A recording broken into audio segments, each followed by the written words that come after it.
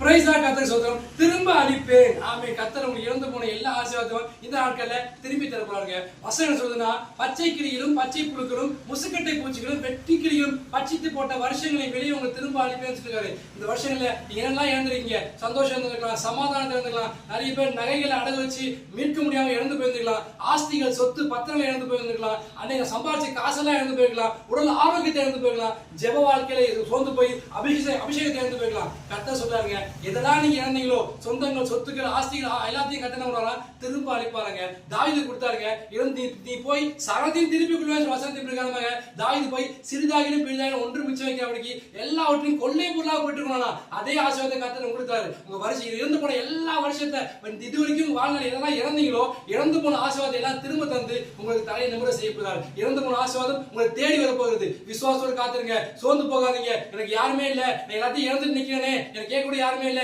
எனக்கு ஆறுதல் சொல்லக்கூடிய யாருமே இல்லைங்களா? கர்த்தர் சொல்றாருங்க, இறந்து போனதை தேடவும் மீட்கும் மனுஷகுமாரன் பூமிக்கு வந்தார் இல்லையா? நீங்க இறந்து போன எல்லா காரியத்தையும் இந்த நாட்கள் அவங்க கொடுத்து தலையை நிமிர செய்யப்படுறார். உங்களை தேடி வந்து உங்களுக்கு கையில் கிடைக்க செய்து கர்த்தர் உங்களை சாட்சியாக நிறுத்த போகிறார். விசுவாசத்தோடு காத்துருங்க, கர்த்தரை விட்டுறாருங்க. அடுத்தது வேதத்தை படிங்க, தினமும் தியானிங்க, ஜெபம் பண்ணுங்க, கர்த்தர் சொன்னதை காத்துருங்க. கர்த்தர் சொன்ன வாக்குத்தத்தை இந்த நாள்ல உங்க வாழ்க்கையை நிறைவேற்றி இறந்து போன எல்லா ஆசீர்வாதத்தையும் திரும்ப தந்து உங்களை ஆசீர்வதிக்கிறார். ஆமென். God bless you.